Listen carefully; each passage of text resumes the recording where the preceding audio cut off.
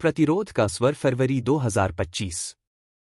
शीर्षक गाजा युद्ध विराम प्रतिरोध की विजय। मुख्य पाठ।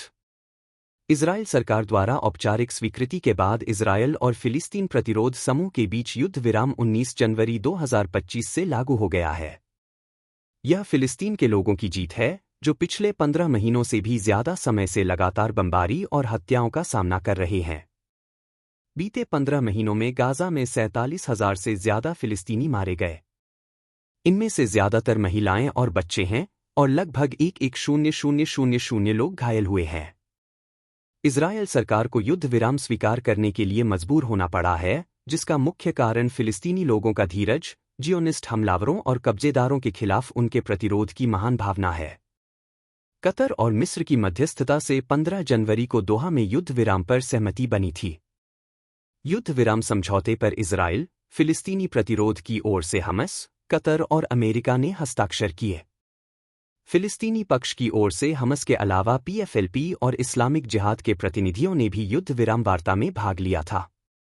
यह फिलिस्तीन लोगों के प्रतिरोध की जीत है। यह इस तथ्य से भी पूरी तरह साबित होता है कि जिस इस्राएल सरकार ने गाजा से हमास को खत्म करने की कसम खाई थी, उसे उसी हमस के साथ युद्ध विराम समझौते पर हस्ताक्षर करने पड़े।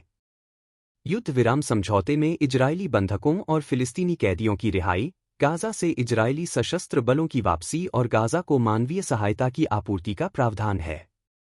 इजरायली बंधकों और फिलिस्तीनी कैदियों की रिहाई और इजरायली सशस्त्र बलों की वापसी गाजा में आबादी वाले केंद्रों से इजरायली सशस्त्र बलों की वापसी के चरणबद्ध तरीके से होनी है। युद्ध विराम समझौते का फिलिस्तीन लोगों और फिलिस्तीनियों की राष्ट्रीय आकांक्षाओं का समर्थन करने वालों द्वारा व्यापक रूप से स्वागत किया जा रहा है। वास्तव में फिलिस्तीन समूह, उनके समर्थकों और संयुक्त राष्ट्र महासभा के भारी बहुमत सहित विश्व के लोगों द्वारा लगातार युद्ध विराम की मांग की जाती रही है, लेकिन इजरायल द्वारा बार बार और हठपूर्वक इसका विरोध किया जाता रहा है। इजरायल ने अब जो नरमी दिखाई है वह काफी हद तक फिलिस्तीनी लोगों के लगातार वीरतापूर्ण प्रतिरोध, अरब देशों में प्रतिरोध समूहों द्वारा भारी दबाव, इस्राएल सरकार के खिलाफ दुनिया भर में हो रहे व्यापक विरोध के कारण है। अमेरिकी साम्राज्यवादी समर्थकों द्वारा सैन्य अभियानों के लक्ष्यों को प्राप्त करने की असंभवता भी वजह है। अमेरिकी विदेश मंत्री ब्लिकन ने स्वीकार किया कि इस्राएल जितने फिलिस्तीनों को मार पा रहा है, हमस को प्रतिरोध के लिए उससे ज्यादा लोग मिलते जा रहे हैं। फिलिस्तीनियों के खिलाफ जारी युद्ध ने इजरायली सामाजिक और राजनीतिक जीवन में संकट को और गहरा कर दिया है। इस्राएली प्रधानमंत्री नेतन्याहू की पार्टी को युद्ध के कारण इजरायल के अंदर बढ़ते विरोध का सामना करना पड़ रहा था।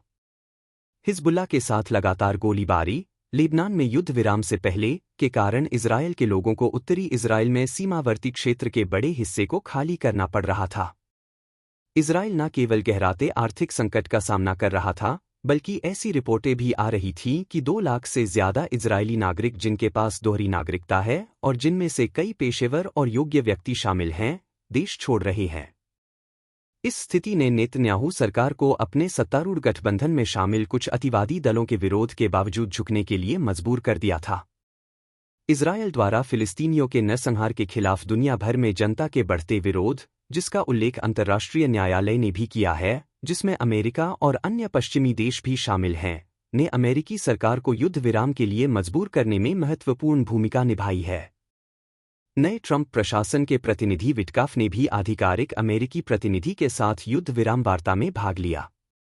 युद्ध की बढ़ती लागत जिसका मुख्य बोझ अमेरिका पर था, प्रतिरोध को समाप्त कर पाने की असंभवता, अरब जनता के बीच बढ़ते अलगाव, यहां तक कि विनम्र अरब शासक भी अब उनका खुलकर साथ देने को तैयार नहीं थे, ने अन्य साम्राज्यवादी शक्तियों विशेष रूप से चीन को इस क्षेत्र में अपनी उपस्थिति बढ़ाने का अवसर दिया, जिसने इस नरसंहारक युद्ध के मुख्य समर्थक अमेरिकी प्रशासन को पीछे हटने पर मजबूर कर दिया।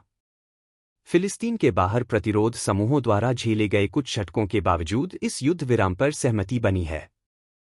सीरिया में सत्ता परिवर्तन के कारण हिजबुल्लाह को भी कुछ नुकसान हुआ है और ईरान के प्रभाव में कमी आई है।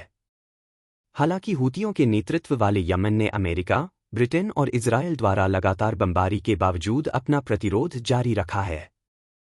जहां अन्य साम्राज्यवादी शक्तियों ने प्रतिरोध समूहों के पक्ष में हस्तक्षेप नहीं किया है, ईरान का सवाल अलग है।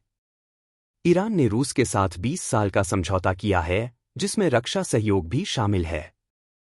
युद्ध विराम से अमेरिकी साम्राज्यवाद द्वारा समर्थित नरसंहारकारी जायोनी शासन के अत्याचारों का अंत नहीं होगा और न ही फिलिस्तीन लोगों के खिलाफ फिलिस्तीन की जमीन को हड़पने और इस विनाश के युद्ध के जरिए फिलिस्तीनियों को उनकी जमीन से पूरी तरह बेदखल करने की उनकी साजिशों का अंत होगा। इसलिए फिलिस्तीनियों और उनके उद्देश्यों का समर्थन करने वाली ताकतों का प्रतिरोध भी जारी रहेगा। यह युद्ध विराम फिलिस्तीनियों के राष्ट्रीय संघर्ष में एक स्वागत योग्य राहत होगी। उनका संघर्ष जारी रहेगा और जब तक वह अपने उचित उद्देश्यों को प्राप्त कर नहीं लेते, तब तक वे अधिक से अधिक ताकत जुटाते रहेंगे। फिलिस्तीनियों के लंबे संघर्ष के इस चरण की एक महत्वपूर्ण उपलब्धि यह है कि उन्होंने अपनी राष्ट्रीय आकांक्षाओं की नियति को भ्रष्ट और समझौतावादी शाहों और तानाशाहों के हाथों से अपने हाथों में ले लिया है और इसे उक्त शासकों जिनका समर्थन झूठा है जबकि साम्राज्यवाद के प्रति उनकी अधीनता वास्तविक है, के हाथों से छीन लिया है।